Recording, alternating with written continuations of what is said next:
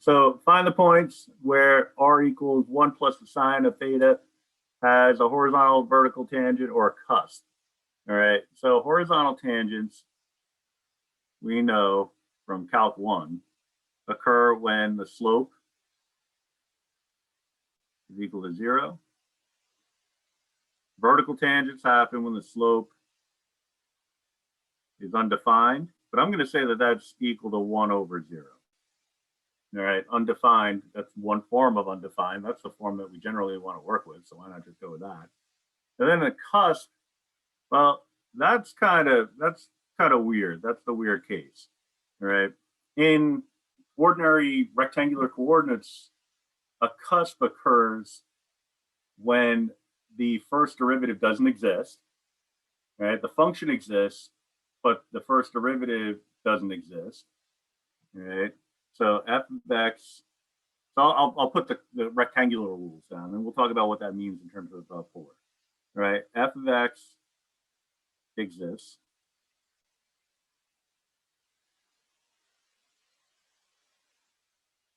The first derivative does not exist. All right, and so this is at the cusp. You know, it could exist in other places, but specifically at the cusp. You know, and by the way, while I'm doing this, I'm going to rehash some things. I might as well rehash what a cusp looks like. Something along those lines where it bows into a point. All right, it's not like a corner, like an absolute value function where it's like a short. Well, that was actually kind of more like a cusp, but it's not like that. Right? That's an absolute. That's a corner. Right? That usually happens in rectangular coordinates. That happens when you're dealing with like a piecewise model or something along those lines. Like an absolute value function is a special case of a piecewise function. All right. So when we're talking about a cusp, it's a single equation. You know, something like let me see if I remember. It's f of x equals x to the 2/3. It's either 1/3 or 2/3. I can verify that pretty quickly. F of x equals x to the, I'll say 1/3. I think this is the vertical tangent case. Yeah, that's vertical tangent. Oh yeah, that makes sense because it has origin symmetry. This one is y-axis symmetry. So this is a case of a cusp, you know, in rectangular coordinates. See how it bows into a point, right? And the limit of the derivative, it wouldn't exist. So the limit as x approaches c of f prime of x does not exist, but the limit, and you know, I could say but, or I could say where, either way. What's happening is from the left and from the right, you're approaching two different types of infinity. Right? So from the left, you're approaching a positive infinity. From the right, you're approaching a negative infinity. Right? So from the left, I try to do the hand gestures backwards, but I think I confused myself. So let me just do it the right way. So from the left, you're approaching negative infinity. From the right,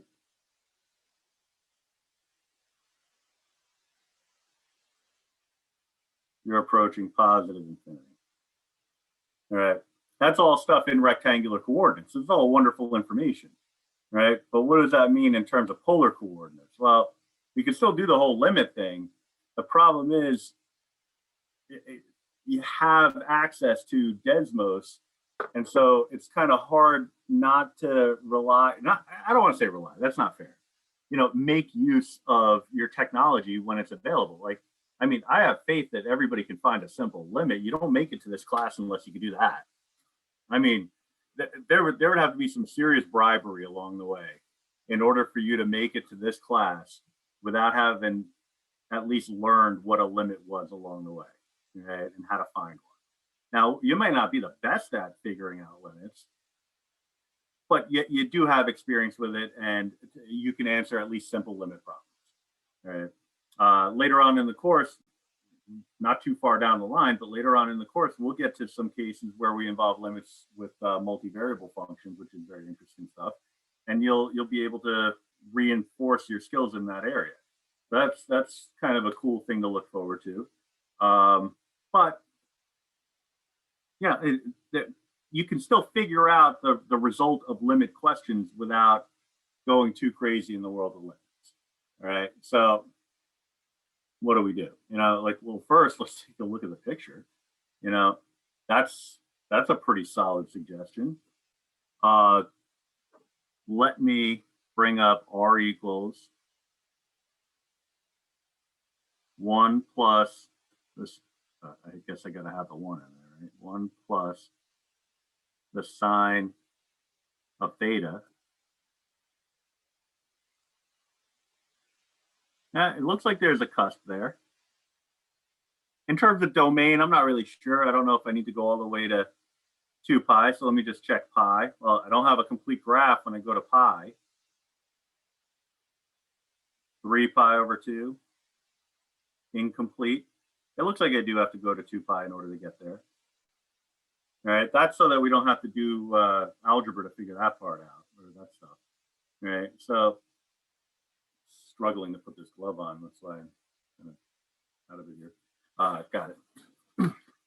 So it looks like we have some parts where the slope would be equal to 0, the slope of the tangent line. It looks like we have some instances where the slope would be undefined, and we look like we have a part that's bowing into a point there, right? So we should be able to figure out all that information. The question is, well, how do we do that? Well, we need to find the derivative in rectangular form, like dy dx, not dr d theta. All right, so call back to the previous notes. I'm just going to grab these rules because it's just easier to do it that way. This is my dy dx model.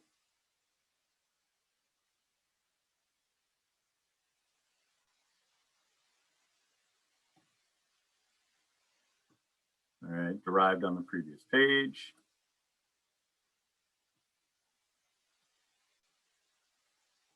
Going to bring it in, try to make it look a little nicer. So using this information, we can figure out dy dx. Now, some people don't like to do it this way. They don't like relying on rules. I'm not a rule guy myself, but in the absence of this, you'd actually have to come up with your polar equation in rectangular form first. So replace your x with the, your r with the square root of x squared plus y squared, and replace your sine of theta with a y over r. Simplify, clean it up. You know, like maybe you can do it. I don't know. We could actually try it that way. I got a whole page worth of space here, so we can give it a look. I'll show you another way to do it, but if you recognize it as an appropriate rule to be applied, then it's not a bad idea to just jump right in. All right, so we know what r is. R is equal to this bad boy right here. We don't have dr d theta. So let's get that. Dr d theta is cosine theta. It's actually not a difficult computation, which is, you know, something we're thankful for. It doesn't always play out that way. So that's going to be this component, and everything else is just built into the expression. So these are getting subbed in, and you know what? Just for the sake of not having everything highlighted, let me get rid of these because we're not actually substituting in anything there. All right, so we're looking at r, which is 1 plus sine theta, cosine theta, plus sine theta, times another cosine theta. And I see a common cosine theta. We just keep that in mind. Maybe relevant, maybe not. See, another 1 plus sine theta, negative sine theta, plus cosine theta, and another cosine. All right. So we can go a couple of different ways here. One way would be to distribute it out and see what happens there. Another way would be to factor it out and see what happens there. You know, that there is that common cosine on the top. So part of you, well, I don't want to speak for you. Part of me is thinking, I was going to say part of you has to be thinking, but there's no guarantee. Part of me is thinking, well, what if I factor out the cosine of theta and it takes me nowhere? It's a waste of time. That's part of the process. You don't know. Right? What if I distribute it and it takes me nowhere? Then it's a waste of time. So, you know, just pick something and go with it. Right? So based on what I'm seeing here, it doesn't look like I could factor out a cosine from the bottom in its current form, unless I do a substitution, which may or may not play out. But you know what? I'm deciding as we go from here that that's what I'm going to bank on. I'm going to bank on the fact that with an appropriate trigonometric substitution, that somehow, some way, the bottom and the top are going to clean up so that there is a common factor. So that's the dice that I'm going to roll here. I'm going to factor out the cosine of theta.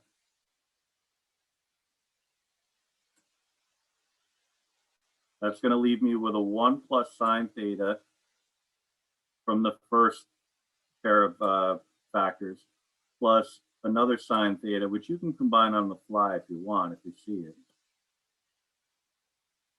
On the bottom, I don't really see any way to get after it except to distribute. So let me run through with it. That's a poor quality negative sign.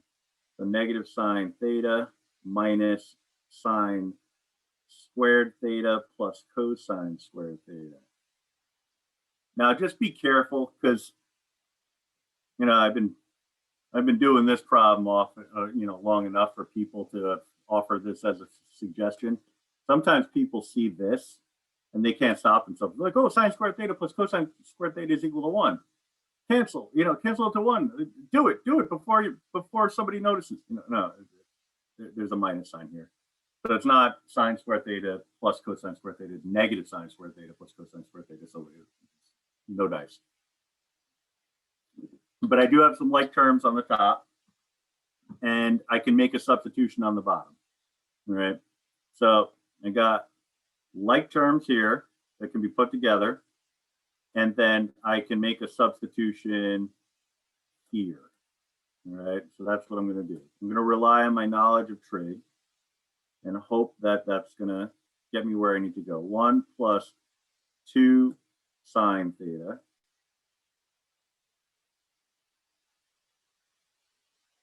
on the bottom, negative sine theta minus sine squared theta plus cosine squared theta is the same as 1 minus sine squared theta. All right, so that's another trigonometric identity that hopefully is going to get us moving in the right direction. All right, because at least having the bottom in terms of sine rather than sine and cosine, maybe I can make it factorable. All right, so I'm going to clean things up a little bit more, or at least as much as the situation will allow for. Cosine theta, 1 plus 2 sine theta.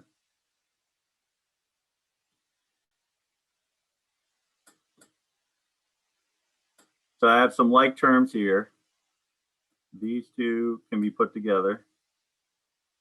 Negative 2 sine squared theta minus sine theta plus the 1. Now that's a trinomial. If it's going to be factorable, should be able to make it happen here. I can also switch the order to make it consistent with the one on the top. Make the 1 go first, but I don't think that's necessary, because in my next step, I was just going to factor out a negative anyway.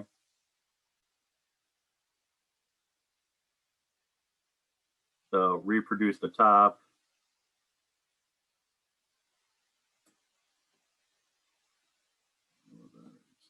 Oh, I knew that too. Because I'm going to take the whole thing. I actually should have just copy pasted the whole thing. I'm going to pull the signs.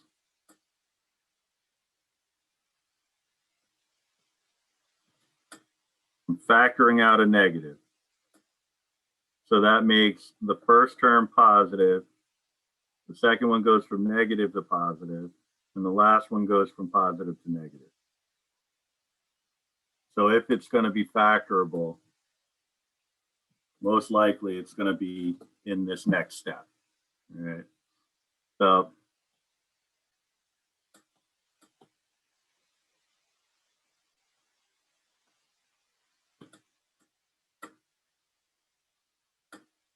now I'm looking for factors.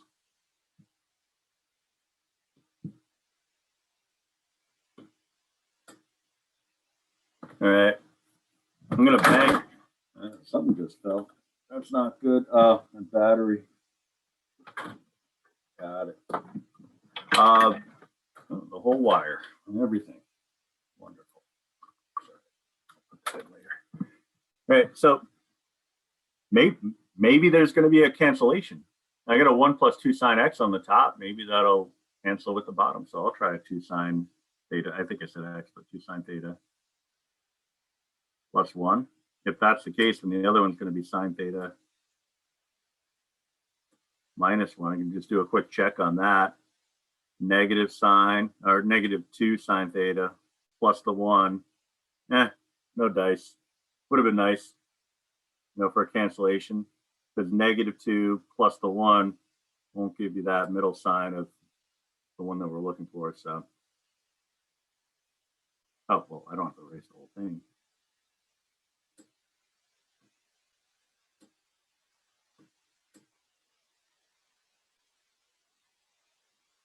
All right, so 2 minus 1 gives you a 1, though. All right, so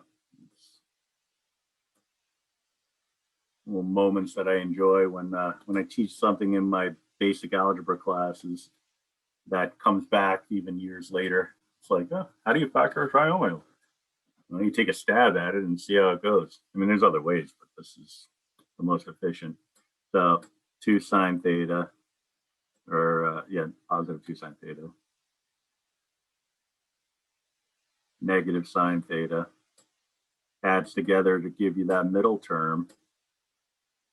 If I can actually do it right, of positive sine theta, negative 1 times 1 is negative 1. So we have our common factors. Well, we have factors. There's nothing in common, so we're kind of stuck here, right? But we're not really stuck, because if you take a look at the diagram, or the graph, I should say, we kind of need a lot of information in order to make this play out the right way. This is actually kind of fun. Let me just go up to 2 here. Let's go negative 1/4 to 2.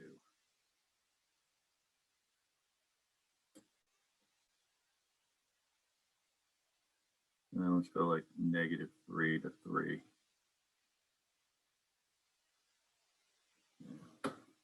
Just kind of wanted it smushed down a little bit, but just a little too wide. Maybe,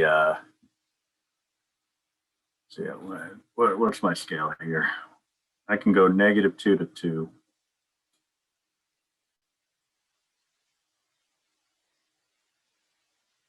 Yeah, a little bit better. Yeah, we're gonna have 1, 2, 3, 4 points. So we kind of need to have at least 4 items, and in this case 4 factors, right, to work with. So what we can do is just kind of dive right in and say, okay, well, the slope has to be equal to 0 if it's going to be a horizontal tangent. Right? So let's do that. Set my dy dx equal to 0. So for the horizontal tangent, I'll just do it over here. Dy dx is going to be equal to 0. That's going to happen if I set the whole derivative equal to 0. The denominator is going to cancel out. So that's only going to happen when the numerator is equal to 0.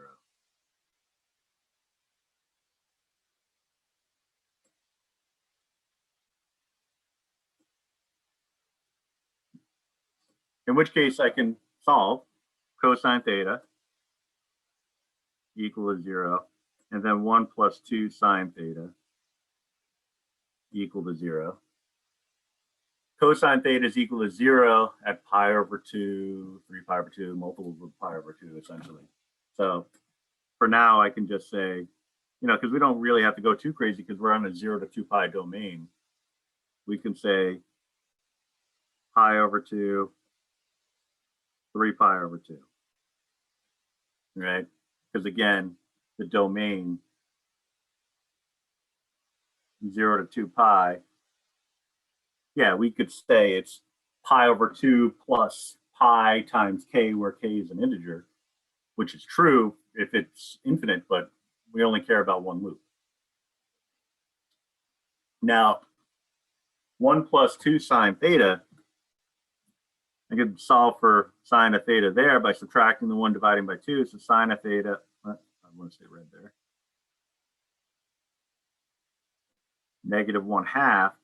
In the unit circle, that happens not in the first or second quadrant, but the third or fourth. So 7 pi over 6, 11 pi over 6.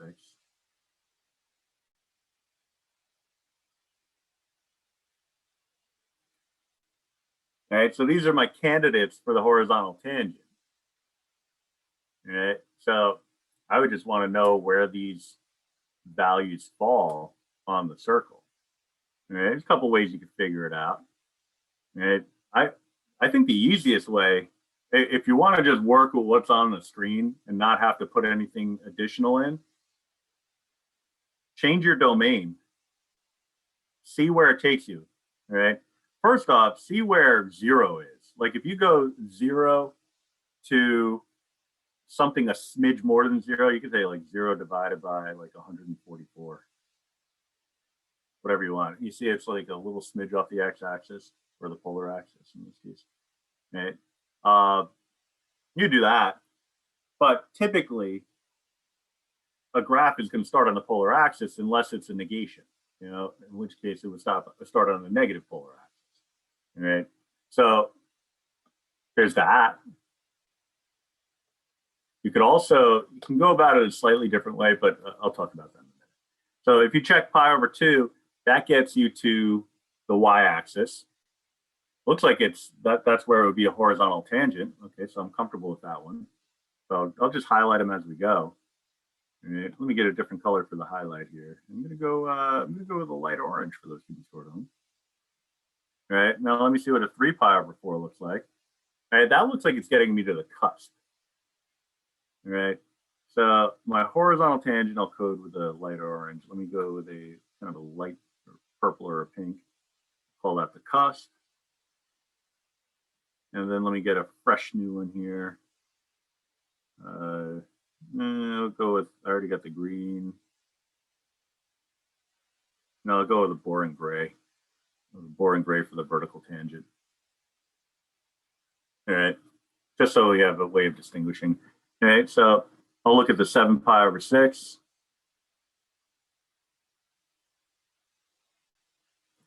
Seven pi over 6 is just kind of floating out in space there, so I don't think that's anything. 11 pi over 6, same deal. It's just where the graph is coming to an abrupt stop. That's the relevant point, right? So it looks like we're not interested in these values. There's solutions, but they're not meaningful for our endeavor. All right, so we have a location in which there would be, well, actually, no, now that I look at the whole picture, those are incredibly meaningful. No, it helps to look at the entire graph. No, those are horizontal tangents again. It does come down to a minimum and start increasing again. So these would be horizontal tangents as well. Whew. Really put a hex on the whole dang thing. Right, so I'll put a 12 here for 2 pi. All right, so we're one full loop. Now I need the vertical tangents. All right, so VT. Now it looks like we got 1, 2, 3, 4 out of the 6 things that we were looking for. So we got the top part, the top horizontal tangent, the bottom horizontal tangents. Now we need the 2 sides, and then we need the cusp. Well, it looks like we have the cusp though. That's the pink shading. All right. So the vertical tangent VT, that's going to come by setting your derivative undefined. All right, which would be the same as setting the denominator equal to 0. Right, you can ignore the negative because that's just going to 0 away anyhow. So 2 sine theta minus 1 equals 0. And then sine theta plus 1 equals 0. Or quality 0 kind of ran off on me.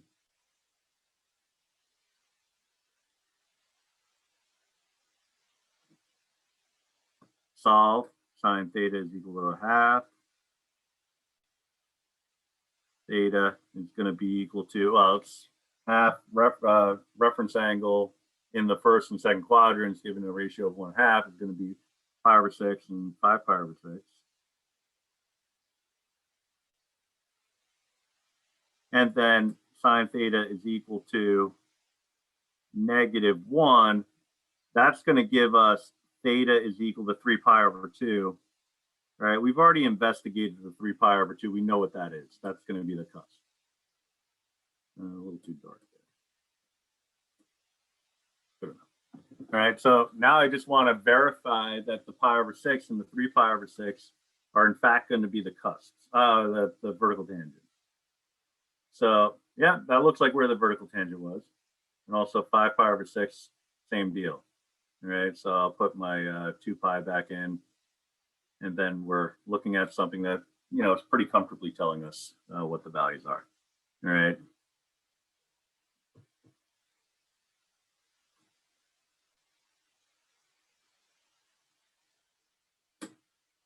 So one thing that I always hoped would work is this operation, because it would just be great, you know, because function notation, polar functions, it would be wonderful if that played out. I've even tried doing this to see if it would work. Oh, of course, now it works. That's so wonderful. Except yeah,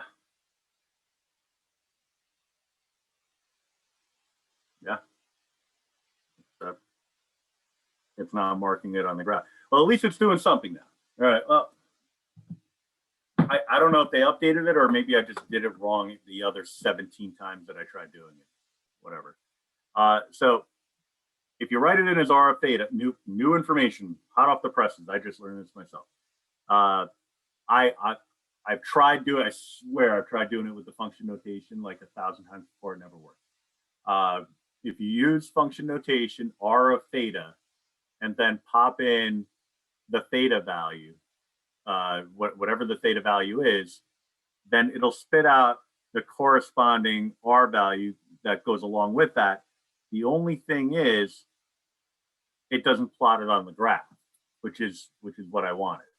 All right, so I'm going to try something. So far, again, I have not met with any success doing this, but maybe there's an update.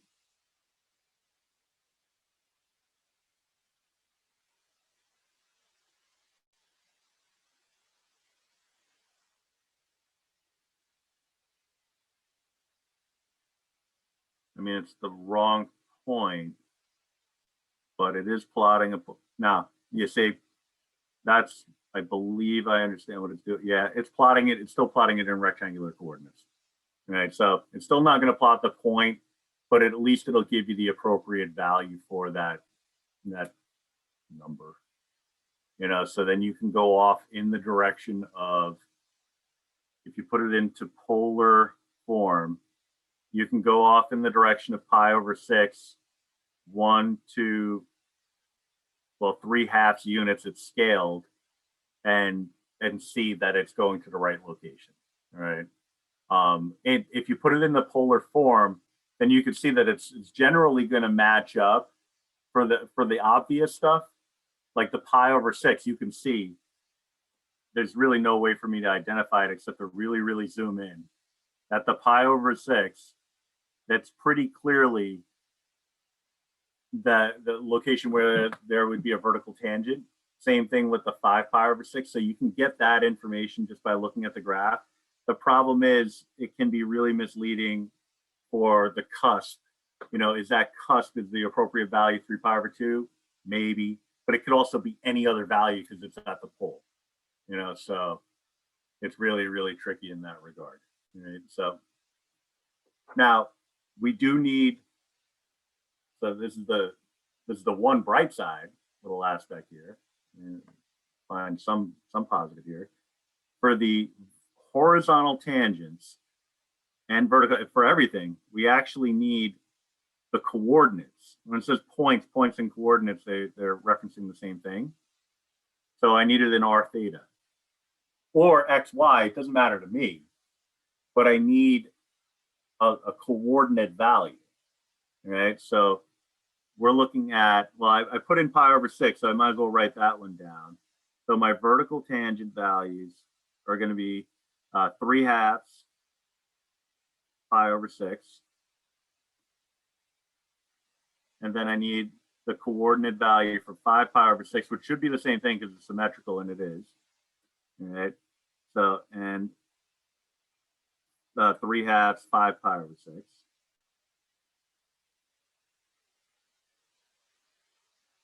Uh, 6. I also need pi over 2 for my horizontal tangents. Pi over 2 is 2. So for my horizontal tangent, I'm looking at 2 comma pi over 2. 2 steps in the direction of pi over 2, which confirms what the graph said, right? I also need those other two guys down there. So I need the 7 pi over 6, 1/2. So 1/2 7 pi over 6. And the other one, based on symmetry, it's hopefully in the realm of common sense, but we'll check it anyway. It's still the 1/2, but 11 pi over 6. I don't know why this time it presented it as a decimal, but it's still the same idea. All right. So, because based on symmetry, it's still the same number of rings in the direction of the given angle. It's just, in this case, the given angle is 11 pi over 6. So 1/2 11 pi over 6. And then the only thing that's left is the cusp,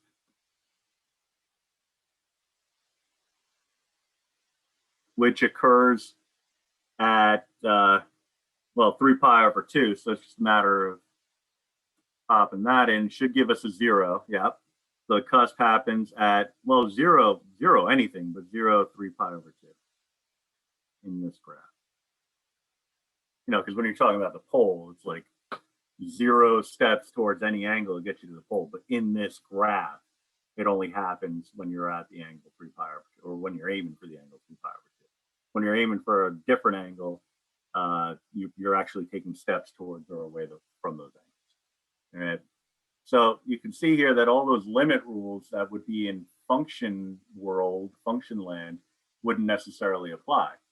But, and I'm not going to take you through the complete solution again in function form, just because, we spent a ton of time on this. So, and this is the quote unquote easier way.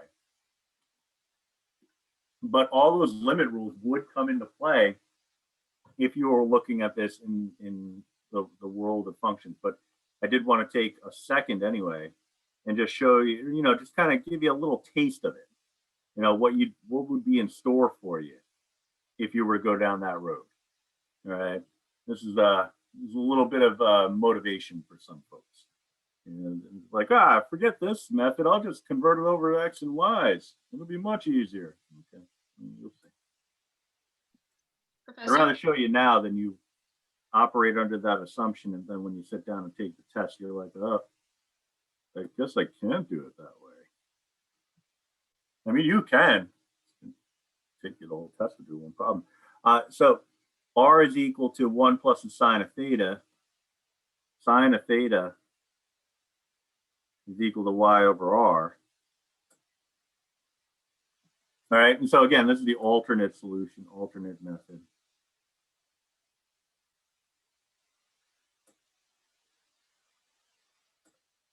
And method would be the word of the day, by the way.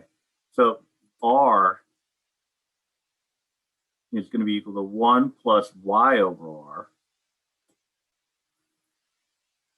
Now, if I want to get this in terms of x's and y's rather than r's and thetas, I mission kind of accomplished, sort of. I got rid of the thetas, a step in the right direction, right? But I need to get rid of the r's too. Right? So one thing I could do is multiply everything by r. That clears out the denominator on the left and replaces, or at least introduces it on the right. So we'd have r plus y. Clears it out, clears out the denominator, but it introduces, it's like Hydra, it just, you cut off one head, two more takes its place. It only made the situation worse. Now we got a power of 2 for r, and the r on the right just got displaced, right? But if you know your rules, x squared plus y squared is equal to r squared.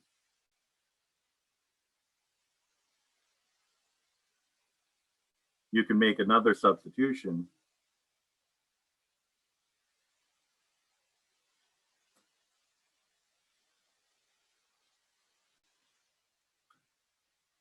Now, the only thing that's left, and it's a big ask, would be to get rid of the r on the right. All right, easier said than done, of course. Well, what can we do? We can try to use one of our rules like sine of theta equals y over r, cosine of theta equals x over r, tangent of theta equals y over x. Well, actually, that one won't help because it doesn't have an r in it. We could also go back and use this rule again. Let me go back to my original color scheme. I like yellow here. I mean, that's a good rule. So if I'm going to use that one, I got to get the y that's on the right over to the left.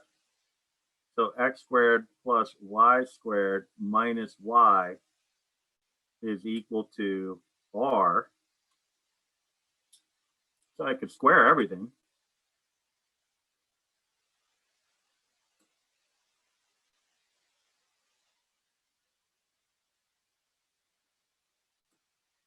And then replace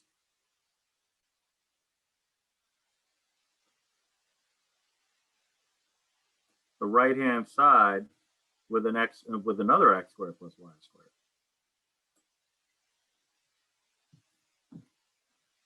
All right. So then at this point, you can solve it, you can go after it a bunch of different ways. I mean, I can't imagine there's too many people that look at this and say, well, you know what I'll do? I'll solve this for y in terms of x. That'll be the easiest way. Nah, you'd have to, I mean, if you're really thinking, the most likely approach would be to find dy dx using implicit differentiation.